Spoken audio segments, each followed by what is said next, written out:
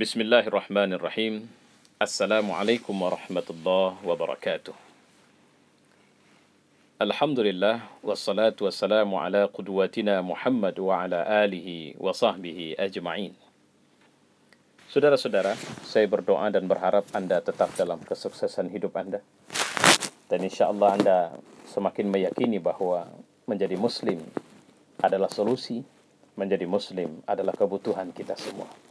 Dan untuk menjadi Muslim, kita harus mengawali pemahaman bahwa kita adalah seorang mukmin yang qawi dengan akidah yang kuat.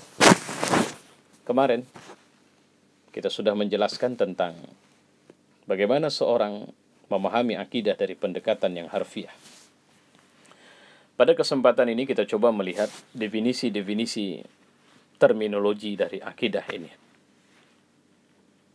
Dan ini semacam pengajian yang harus kita lakukan untuk bisa kita faham.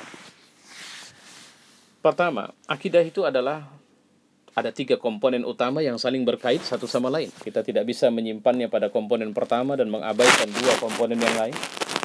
Nah, apa yang merupakan komponen pertama? Tasdik bil qalb. Dia merupakan pembenaran dalam hati. Membenarkan dalam hati. Itu bukan sembarang pembenaran. Karena indikator kita sudah meyakini atau membenarkan adalah meyakini. Dan indikator seseorang meyakini, maka dia pasti tidak mempersoalkan alasan-alasan rasional kenapa itu dia benarkan.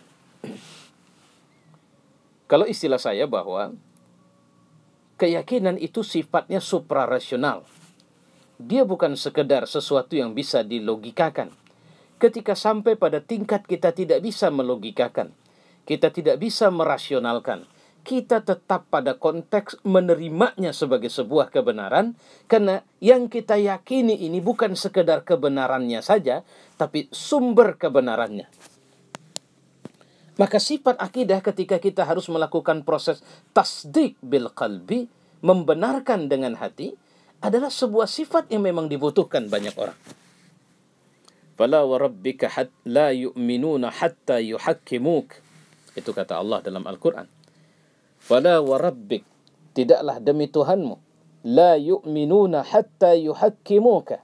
Tidaklah mereka itu bisa disebut sebagai beriman sampai mereka bertahkim kepadamu, menjadikan kau hakim. Bagaimana seorang bisa percaya kepada Nabi sebagai hakim? Jawabannya sederhana. Ketika dia mempercayai bahwa Nabi itu Rasulullah. Dan kenapa saya harus mempercayai Nabi sebagai Rasulullah? Jawabannya adalah karena dia adalah Rasul, berfungsi sebagai mengarahkan, menuntun, membimbing. Dan kemudian membentuk manusia agar akhirnya mereka menjadi manusia yang berada di jalur yang benar, mengerjakan pekerjaan yang benar, dan tentu saja kembali kepada melakukan tujuan yang benar. Saudara-saudara yang mulia, apakah kita sudah merasa seperti ini? Apakah Islam sebagai sebuah agama yang kita anut, kita yakini adalah segepok ajaran yang memang inilah yang membawa saya untuk kemudian bisa sampai kepada tujuan sejati, yang itu adalah cita-cita jiwa saya, yang itu adalah cita-cita hati saya, yang itu adalah cita-cita pikiran saya. Seperti inilah kita harus mulai melakukan tasdik atau pembenaran itu. Tidak sembarang. Disinilah kita bisa memeriksa kualitas akidah kita. Bukan sekedar main-main. Maka ketika orang-orang Arab Badui mengatakan kepada Nabi, amanna, Rasul disuruh untuk mencegah kalimat itu, untuk menolak kalimat itu. Karena untuk menjadi mukmin itu tidak sekedar sebuah pengakuan lisan. Dia harus mulai dari tasdik bil qalb. Nah, ini yang sedang saya terangkan. Apa yang dimaksud dengan tasdik bil qalb? Apa yang dimaksud dengan pembenaran dengan hati ini?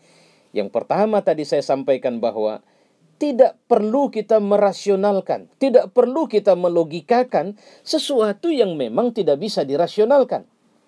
Peristiwa Isra Mi'raj. Isra bolehlah, tapi Mi'raj bagaimana kita merasionalkan itu? Bagaimana kita merasionalkan kehadiran Allah? Rasionalitas kita hanya bekerja di wilayah rasionalitas itu. Tapi kemudian ketika dia tidak mampu menjangkaunya, disitulah kita harus masuk kepada satu kepercayaan bahwa Tuhan tidak mungkin berdusta. Tuhan tidak mungkin berbohong. Allah tidak mungkin menyuruh kita melakukan sesuatu yang berseberangan dengan fitrah kita dan juga dengan tujuan penciptaan kita. Inilah yang menjadi titik aman kita untuk bisa menerima keyakinan ini. Insya Allah kita akan masih melanjutkan tasdik bil qalbi ini pada pertemuan yang mendatang. Assalamualaikum warahmatullahi wabarakatuh.